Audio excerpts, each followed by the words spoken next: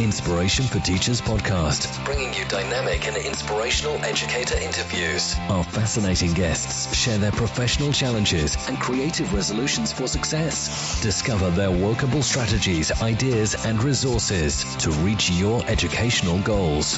And now your host, Kelly Long.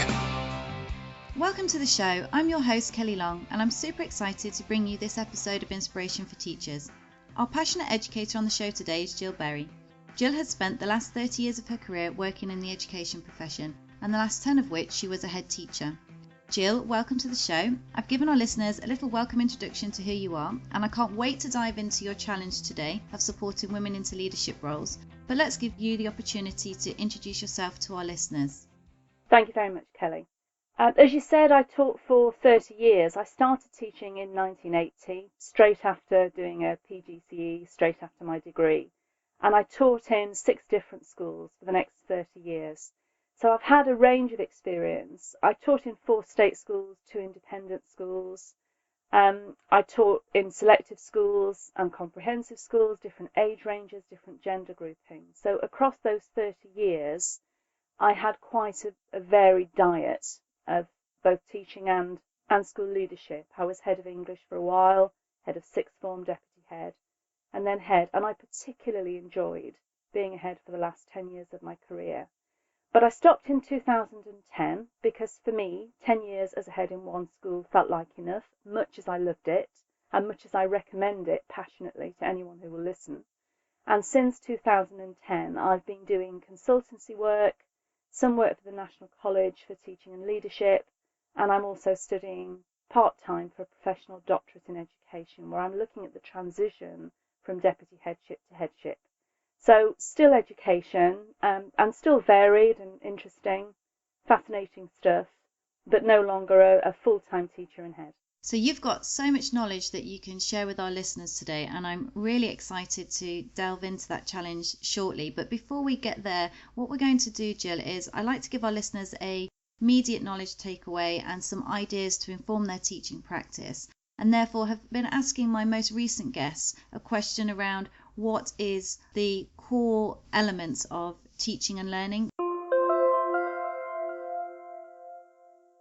I would like to get your opinion on what you think is the most powerful tool or strategy a teacher has in their toolkit to aid learning. I think the older I've got and the more experience I've had, the more convinced I am that it's all about relationships and communication. And I think that's relationships and communication with the students you teach. I think it's with your colleagues. If you're in a leadership position, trying to see the best in and get the best from those you lead involves the most positive and productive relationships. So that would be my top tip. Think about the relationships and how you can make them as successful and affirming as possible. One of the things I have been very interested in and involved in since I finished as a head is Twitter and blogging, social networking for education, professional and personal development. And if there are any listeners out there who aren't using Twitter and writing blogs and reading blogs and responding to blogs to build relationships with other educators, it's an amazing opportunity. It's a tremendous tool, and I would strongly recommend that you look at how that can enrich your own professional practice. I couldn't agree with you more. And recently on the show, on episode 16, we had James Studderfant, and he was emphasizing that as teachers, we're emotionally intelligent, and we spend a lot of time in the classroom, but we don't often get professional development around relationships and building those relationships, and sometimes it often gets overlooked and crushed. So what would you say would be your top 3 points to what you would say to any new teacher into the profession about building that relationship? How would you ask them to go about doing it? I think you have to recognise as a new teacher coming into the profession that you want a successful working relationship with the students you teach. You're not their friend. They have friends. They don't need that. You want to be friendly and warm and approachable, but you also have to be a professional, and that means you are the adult in this relationship. So you want to make sure that it's all about the teaching and learning. It's all about the most effective teaching and learning. You want to do it in a way that is warm and humane and positive, with humour and empathy. But it is a working relationship. So that would be my top tip. You're not trying to be their friend. Secondly, I would say you're not doing this alone, and you need to make the most of all the contacts and support structures you have to be the most successful teacher you can be. And I think that's an important way in which Twitter can play a part, because you will build relationships with those colleagues in school, all those people you come into contact with day to day. But through social networking, you can also build your relationships with other professionals, people who are specialists in your particular area, people who have all sorts of skills that you're in the process of developing, and all kinds of advice that they can give you.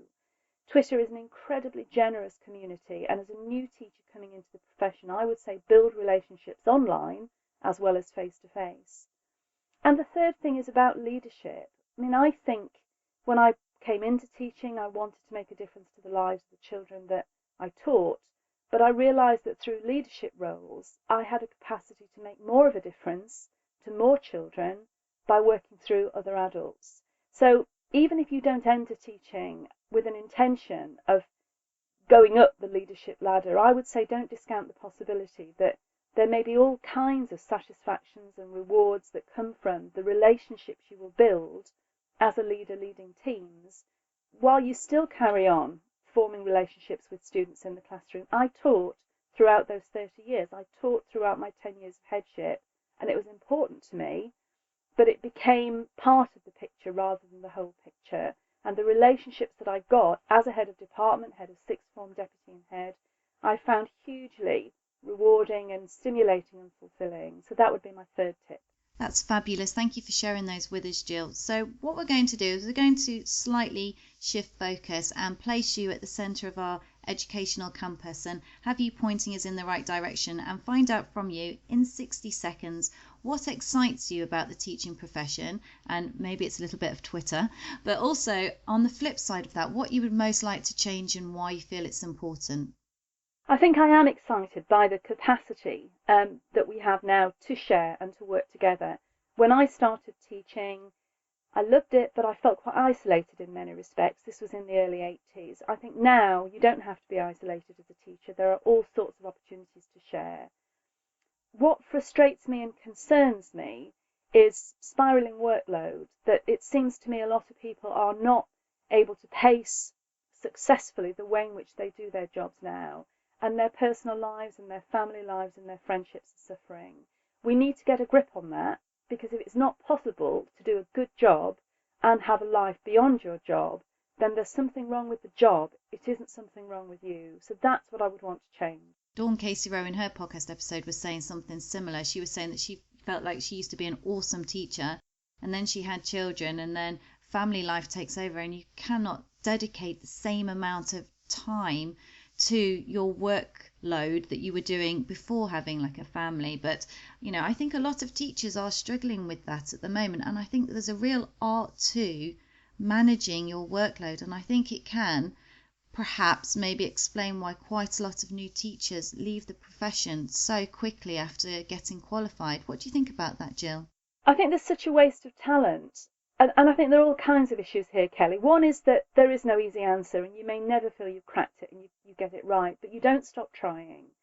You make sure that you don't let work absorb you. And yes, it's difficult for people who are balancing families and professional commitments. It's also difficult for people who don't have families not to be sucked into making work their life.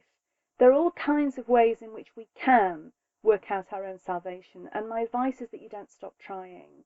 And if you really love teaching, then I hope you wouldn't be driven out by it, because it is an amazing, wonderful, rewarding job, the best job, I think. But you have to find ways of making it work for you, and try not to become a victim. Try not to be a perfectionist. And certainly if you do have a family and a pressured career, don't think that you can be, if you're a woman, perfect wife, perfect mother, perfect teacher, perfect leader. And it's just true for men too. It's not about being perfect. It's about doing a good job and not beating yourself up when you don't get it absolutely right. Let's move on forward a little bit and shift the pace, and let's get to that educational challenge that you're going to share with us today, Jill, because you've got so much great advice that you can share with us, and you're really passionate about supporting women in leadership. So can you just set out what that challenge is for our listeners, and then take us to some ideas and solutions that they can implement into their practice or into their career plan going forward? I think at the moment, one of the things I do, and it's partly helped by contacts through Twitter and blogs, is I support people who are looking to progress in their career.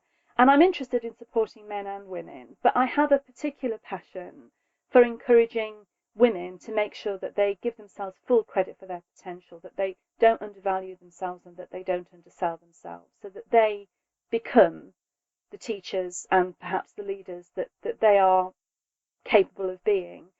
Across the 6 schools in which I taught, 3 of them were girls' schools, and girls' schools tend to have predominantly female staff, so I have worked with a lot of amazing, talented women over the years.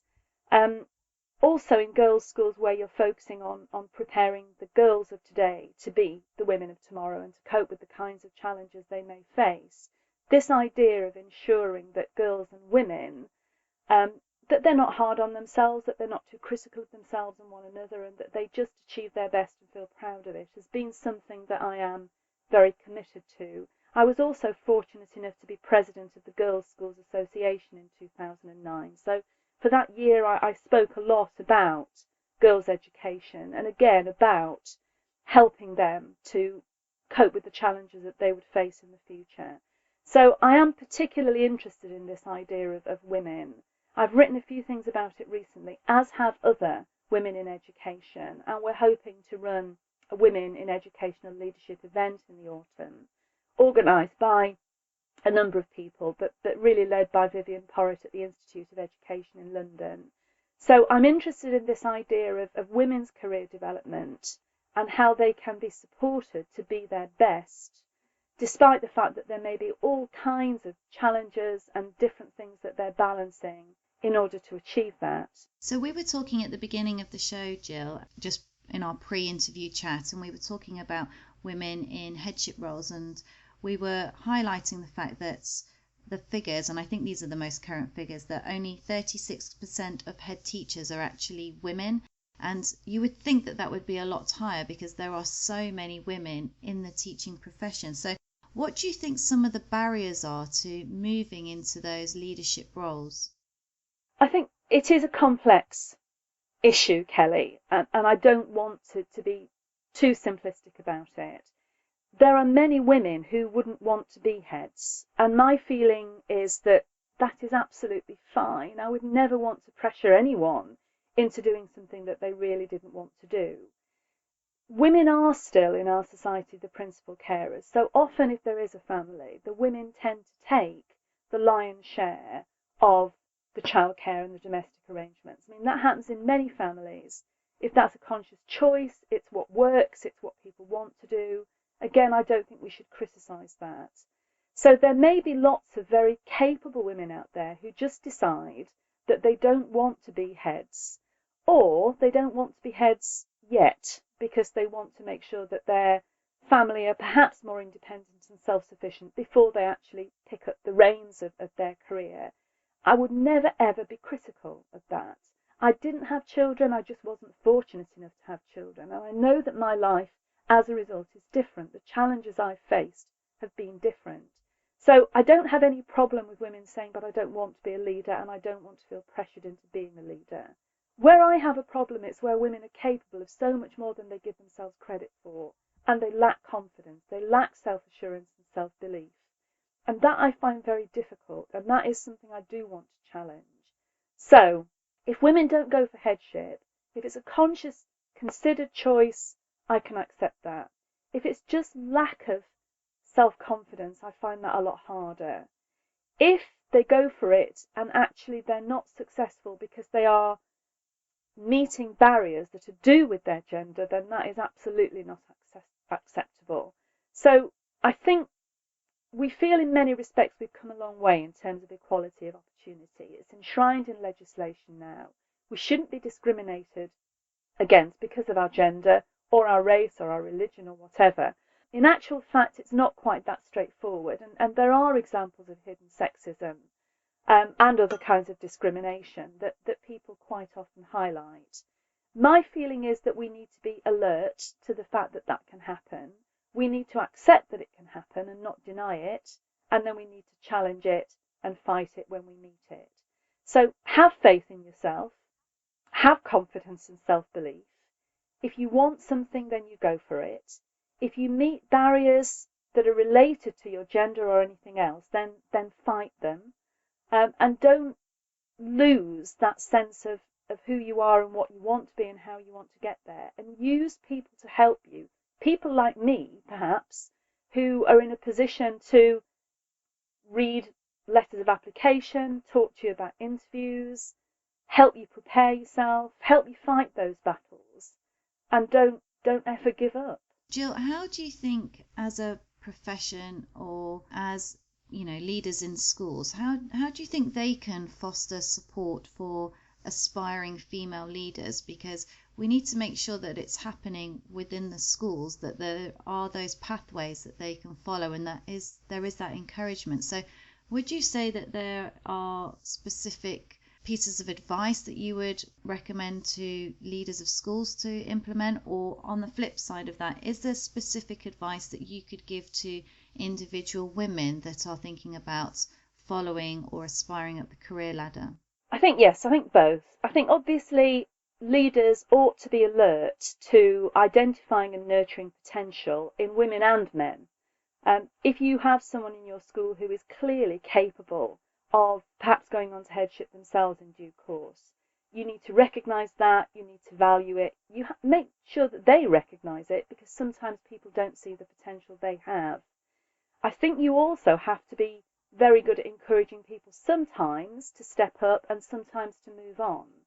And I think I can understand why heads want to keep very talented staff in their own schools, but actually I'm sure I was a better head because I'd been in 6 different schools, and I know that I had line managers, role models, leaders at different levels who encouraged me to move when I needed to move. So I think it's important to spot potential, nurture potential, encourage people to make the most of it. In terms of women themselves, I'm a great fan of Sheryl Sandberg's Lean In. I read it and I think I was quite sceptical. I didn't expect to get much from it. I think I got a huge amount from it, and I've talked about it a lot and I've tweeted about it a lot. I've recommended it to various people. Sheryl Sandberg says very, very nicely and very politely that sometimes women hold themselves back. So it isn't about being victims and martyrs and being badly done to. It's about our own assumptions and our own expectations. And she gives a lot of advice about making sure that, for example, if you do have a family and a career, you do have a support structure. And she says, make your partner a real partner, make it a partnership. Don't just take everything on yourself and feel that you are the only person who can do these jobs. Because if so, then you can find you're in an untenable position where you can't keep those plates spinning.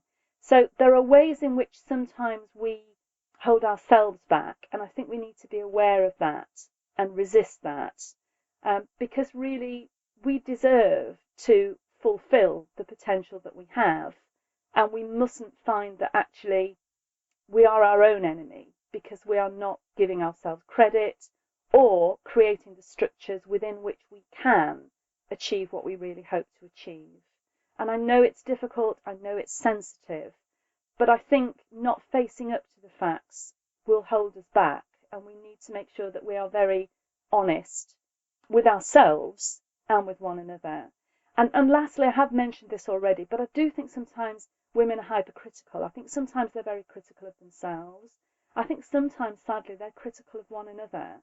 And I think we need to be very careful about that so that we don't criticise other women's choices because they're different from the choices we ourselves made. So if you don't want to have a family because you do want to have a career, I don't think you should be criticised for that. If you don't want to have a high-powered career because you're prioritising your family, you shouldn't be criticised. And if you're trying to have both and it's difficult, there shouldn't be people standing back with arms folded and saying she shouldn't be doing that. So can we just be more understanding of ourselves and sometimes a bit more understanding and empathetic with one another? Wow, that's really powerful and inspiring stuff there, Jill. And I really like what you're saying. And I definitely drew on a couple of things there, and particularly the criticism of other women. You know, I think we really need to support each other a lot more than we currently do, because I think together we're stronger. So that is really valuable advice. But I just want to take you back, because a lot of what you're saying is to do with our own mindset and perhaps shifting that slightly. But you said an issue of confidence. How do you go about helping somebody to build their own confidence? You know, if they're so busy doing the type of jobs that we do, which is teaching, and it's quite consuming, how do you boost somebody's confidence? Is it simply a case of saying, well, maybe you might need to look at your professional development and go on this course, or is it a bit bigger than that? I think it's an interesting thing that it's like self-esteem. You can't make someone have higher self-esteem. You can't make them be more self-aware. You can't make them be more confident. But I think you can create a climate and a culture within which those things flourish. So my feeling about encouraging confidence is that you can't just keep telling someone that you think they're wonderful, because they don't necessarily believe that and feel that. You have to show them what they're capable of. So just as an example, I can remember someone on my staff, a woman, coming to me to say she had a particular idea. It was a good idea. And I said, that's fantastic. You know, we've got a staff meeting coming up. Why don't you talk to the staff about what you think? And she went very white and said, oh, I don't think I can do that. And I said, of course you can do that. And actually, it's going to be far better coming from you. It's your idea. And she did. She stood up in the staff meeting. She talked about the idea. She talked about it brilliantly. The staff were hugely positive and responsive. You could tell from their body language, from their smiles and their comments. And I sat at the back, and it was almost like watching her grow taller. By the end of the staff meeting, she looked 2 inches taller than when she went in. And I think that was a way of helping her believe in herself and build her confidence, because she had shown that she could do it. She then had to go away and implement the idea and work with others. But that was the first step, really. Rather than just saying, of course you can do it, you have to sometimes create the situation where, with your support and a bit of healthy challenge, you show people that they can do it, and they will feel so much stronger as a result. So I think I am fond of saying to people, everybody, but particularly to women, go for it, try it. Feel the fear, but do it anyway. What's the worst that can happen? You might fall on your face, so you're going to get up, aren't you? You don't fail to risk something because you're frightened of failure. If you will never succeed unless you're prepared to face failure. I had a successful career, but I worked out that across the 7 jobs I got, because I was internally promoted in one school, so I had 7 jobs across 6 schools, but I had 21 interviews over those years. So I was unsuccessful twice as often as I was successful. And that was just an interview. There were lots of jobs where I wasn't even interviewed. So just getting people to think about these things and to try not to take disappointment so badly that it deters them from trying again. I think that's really important. But show them, don't just tell them. I think those staff briefings cause so much terror for people. It really does hold them back. I mean, I know friends and colleagues that are absolutely shaking in their boots, having to stand up in front of their peers and say something good that they've implemented. They find it absolutely terrifying, and I can't quite get my head around why that is, why we're all so self-critical of each other. We should be empowering each other. Absolutely. And often when people stand up, they are a very supportive audience for one another. And actually they listen to their peers far more readily than they might listen to senior leaders. And I think it's just, the only thing is it gets better with practice. And I suppose if you only do it once every 3 years, it is going to be terrifying. I can remember when I started taking assemblies in my very first school, waking up in the morning with this sick feeling in the pit of my stomach before I remembered why. It's because I was taking an assembly. Over the years, I took hundreds, maybe thousands of assemblies. And in the end, it didn't faze me at all. I used to really enjoy the opportunity to talk to the pupils and the staff in that context. But that's because I'd done it so much, it didn't have any terror for me. But it is this, okay, so it's makes you feel anxious. but do it anyway. Don't back off from a challenge. We're far more likely to regret the things we don't do than the things we do. And just trying to get people to have that faith in themselves to say, well, I'm going to try this. Most people surprise themselves. And most people will say afterwards, actually, that wasn't as bad as I thought it was going to be at 3 o'clock this morning when I was lying awake. And remember that, and remind each other, and tell each other that, and have faith, have courage, because we're capable of so much, Kelly. I totally agree with you, Jill. And I read recently a book called Talk Like TED, where it analyzes all of the major successful TED Talks, and it breaks it down as to what these individuals had done and how they'd had a successful presentation. And it was really interesting because not all of these speakers were natural born speakers, but it kind of disseminated and evaluated what it was that they were doing, and it's absolutely amazing. So I would recommend anyone that has got to stand up in front of staff just to read that book, because it gives you some really interesting ideas, and also you don't necessarily have to stand up and tell people what you have discovered or what you're informing them of. It gives you different ways as to how to inform so that people are engaged and what you can do to prepare. So I would recommend that as a book. I think that's really, really useful. I think it's also interesting. My favourite TED Talks are given by women. There is a tremendous Sheryl Sandberg one. I really like the Angela Lee Duckworth one on grit. There's a brilliant one by Rita Pearson. Recently saw the Emma Watson speech to the UN about feminism, and I really agreed with what she was saying, but the way in which she did it was just absolutely beautiful, and I thought that's a really good example of how well women can speak. I know she's an actress, but interestingly, I know someone who went into the school when she was a pupil who said she was actually quite a shy public speaker, even though she was already in the Harry Potter films, and yet she did this talk to the UN so perfectly. And I thought that's a great example of what women can do and how they can do it, because they do it differently from the charismatic men, I think.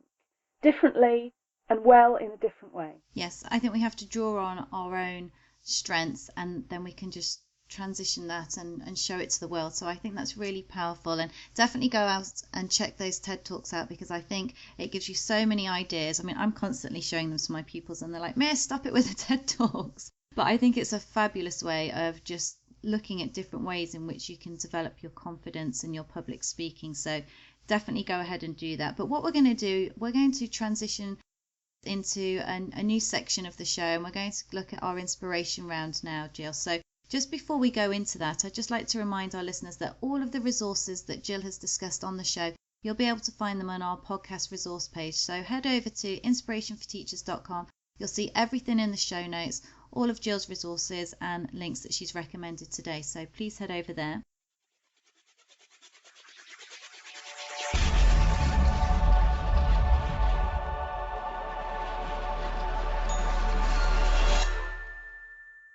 What I like to do is I like to put you in the spotlight and just shine a light on what has been your proudest moment in education. I think I mentioned earlier about being president of the Girls' Schools Association for a year, and that was a fantastic opportunity. Obviously, during that year, I talked a lot about girls' education and how to encourage and support girls to achieve all they could. And I spoke quite a bit on radio. I did some television work, and I spoke in America as well as at home. I visited lots of schools, and that was a tremendous opportunity because I do feel passionate about girls' education. So that was a highlight. When I think back to that year and some of the experiences that I had, I appeared on Radio 4 Women's Hour talking about girls' education, and that was just a tremendous opportunity. So that was something that I was very proud of. And it's interesting because when I was approached by someone about being nominated to be president of the Girls' Schools Association, I can remember that slight moment of, do I really want to do that? That's going to be quite scary. That's going to be out of my comfort zone. But I'm so pleased in retrospect that I didn't back off from that challenge. I think I would, apart from the fact that I realise now I would have missed some tremendous experiences, I think I would have been very disappointed with myself if fear of the unknown had held me back. So that was a real highlight of my career, and the lesson there is just go for new experiences, because chances are they will be amazingly fulfilling. And there will be some difficult things, but it's through working through those difficult things that we make ourselves stronger anyway. I think stepping out of your comfort zone and into that area where you are completely unsure and completely uncomfortable is the best thing that you can do, because it's the only way that you will grow and develop. And if you're a teacher, it will create so many new learning opportunities for you, and also, reinvigorate and inspire and bring some more passion back into your teaching, which sometimes, and I've been there myself, you can often lose, and it's difficult to kind of get up every day and do the job that you have to do if you don't feel inspired and if you're not passionate about what you want to do. So I think that's great advice, Jill. So let's move on to what your sources of inspiration are. I've worked with lots of inspirational people over the years, and in the last 5 years since I finished as a head, I think I've been inspired by a lot of the people that I've met through Twitter and blogging and spin-off Twitter events. A lot of the people that I've connected with online, I've now met face to face, and I have met some amazing people, most of them still practicing teachers and leaders in a whole range of schools. My husband is hugely supportive. He's been a great inspiration because he's always been the kind of partner who said, of course you can do it, rather than, are you sure you think you can do it? And I think practically and emotionally, that's been really sustaining and strengthening. So you look for inspiration and support wherever you can find it, really. And there are lots of impressive educationalists out there. And I think we need to certainly make the most of any opportunities that we have to get to know people and to get to know people better. So again, I hate to be a Twitter bore, but Kelly, I am a Twitter bore. I'm there with you. Use that as a way of finding out who is out there, what they're saying about education. There are lots of fantastic women. There was something called the Twitterati Challenge recently, where people were asked to nominate five go-to people through Twitter and blogs, and I deliberately chose 5 women. I chose Sue Cowley and Emma Kell and Nancy Gedge and Lisa Pettifer and Helena Marsh, people who I have learnt such a lot from. And I think it's really important that we seek out those contacts and then make sure that we are inspired and lifted by them. We need to lift each other, because this is a job that can grind you down. You talked about how wonderful the children are. They are. The children are the best bit about the job. Sometimes the children are the worst bit about the job. Sometimes the children can be really difficult and give you a hard time. And we need to find ways of sustaining ourselves through the challenges so that we don't miss the good stuff. This next question might link in directly to those amazing women you've just recommended on the show, but what is the best advice you've ever received? I mean, one of the other things that I'm doing that I have mentioned, I'm doing a doctorate, a professional doctorate in education, which has been a huge challenge and has taken me out of my comfort zone. Academic writing is a whole new ball game, and I've received a lot of useful advice from the people I've met at the university, from my supervisors, from other people who are doing doctorates, and it is about not giving up. One of the professors at Nottingham University, Pat Thompson, who also writes a brilliant blog, says all kinds of very wise things which I find hugely sustaining. And a couple of days ago, when I was plugging away at writing my thesis, I was reading things that she'd read about, sometimes when we're struggling to write, it's just because this is a difficult intellectual endeavour. It doesn't mean we can't do it. It doesn't mean we should stop. And it is about keeping going, especially when it's tough. Someone said, and I quote it a lot, that rough seas make the best sailors. So when we are challenged, when we are in difficulties, as we've said earlier, it's a great opportunity for growth. So keep going, keep the faith, don't give up. Remember what matters most to you. John Dunford, when he was the General Secretary at ASCL, said that leaders need 4 H's. They need hope and humanity and humility and humour. And I've held on to that over the years as well. So all kinds of things that have made a difference to the way in which I view the world. And those are some of the things that now I hope to pass on and hope other people will find them helpful. And going back to what you said about doing your doctorate, because I recently completed my master's degree and I did it part-time, and it was such a mental challenge. I would recommend to anyone that if they're going to undertake something that big, because it is huge, you really need to block out big pieces of time where you can sit down and really think about what you're doing. Because I found when I was doing mine that, I wouldn't touch it for a couple of weeks and then I would go back to it, and it would take me half a day to refigure out where I had finished and pick up my thought process. So blocking out big chunks of time to undertake something that's significant, I think is really important and will really help anyone that's doing that. I think certainly thinking time, we don't have enough thinking time because we're normally doing such a manic job and juggling so many other things. But just as the students need thinking time, we need thinking time.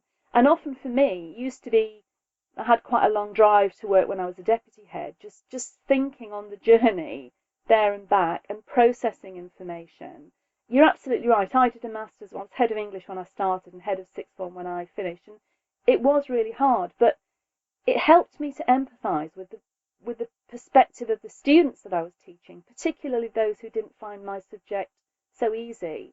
We all teach subjects that we're good at. Sometimes we can forget what it's like to be out of your comfort zone and to be struggling and to have doubt about your capacity to cope with whatever the intellectual challenge is. And I think that's a really important lesson for all of us, but give yourself thinking time. Thank you, Jill. And let's move on to a habit, a teaching habit or a leadership habit that works for you time and again that you think others could benefit from. Email is the bane of many people's lives, but I think email is very useful in terms of communicating.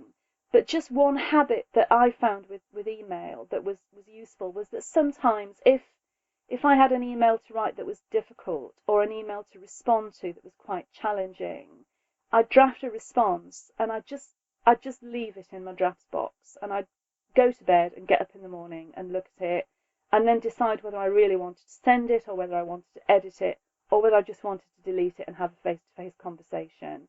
So give yourself time to reflect. Don't feel so pressured and so pushed for time that you go with the knee-jerk reaction. Sometimes we just need careful consideration. So drafting emails and not necessarily sending them straight away, I think is quite a good habit to develop, especially if you are a leader. And also, I don't think many people know this, but there is a text-to-speak function in your email and on any Microsoft program that you can set up. So sometimes it's quite good to set that up, highlight the text that you've written in the body of your email and have it read back to you, because hearing it read back to you, it's quite good at communicating the tone of the email, which in your head is probably how you want it to sound, but when you're listening to how it might be received, those are two different scenarios. So I think that's good advice that you've recommended, Jill. Sleep on it, and also that text to speak function's really useful.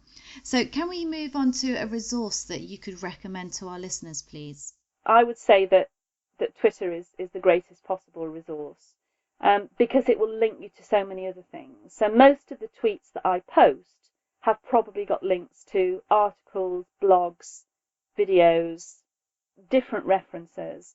So I think there are so many powerful resources out there, and using social networking to connect with people who can point you in the right direction. Lots of people on Twitter will ask a question. They will get a lot of very useful advice. And one of the things I was very privileged to be involved in was the Don't Change the Light Bulbs book. Rachel Jones, who was the one who pulled that together, just asked something like 70 people that she knew through Twitter to make a contribution. And I wrote a short piece on advice for senior leaders. I think it's a brilliant book because there's something in there for everybody. But actually Twitter was the vehicle that enabled that to happen. The relationships, the contacts through Twitter, and Rachel's masterful way of tapping in with expertise on so many different subjects, primary, secondary, further education. There are students speaking in there. There are subject specialists. There are people talking about behaviour, everything you could think of. We're actually going to talk on a panel or a couple of panels at the Sunday Times Festival of Education about it and how it came about. It's a great book, but the resource is Twitter. It was Twitter that made it possible. It's like the book of 101 teaching, isn't it? It covers everything that you could possibly think of. You should have a copy in the staff room, because there will be something in there for every department and every teacher. And I think it's grounded advice by people, most of whom are serving teachers, not former teachers like me, people who are doing the job day to day at the chalk face, who know what it's like and who've got good, sound advice to offer other people. Thank you so much for joining me on the show today, Jill. It's been totally awesome, and I think my voice is about to break now because I've had a hard week teaching. It's been an absolute pleasure, Kelly. I really appreciate everything that you've given us today, and I know that my listeners will definitely be very grateful for everything, and will definitely take lots of ideas away from the show and lots of value that they can then start thinking about. Before we say goodbye, please can you share with our listeners the best way they can connect with you? Yes, probably the best way is through Twitter. So I am at JillBerry102. But I'm also on LinkedIn, I'm also on Facebook, and I'm very happy through Twitter messaging to share my email address if people actually want to send me something or set up a longer conversation. Thank you for joining us today on Inspiration for Teachers. For more resources, tips and advice, visit our website, inspirationforteachers.com. If you enjoyed today's episode, we would love to connect with you. Just click like on our Facebook page at facebook.com/inspirationforteachers.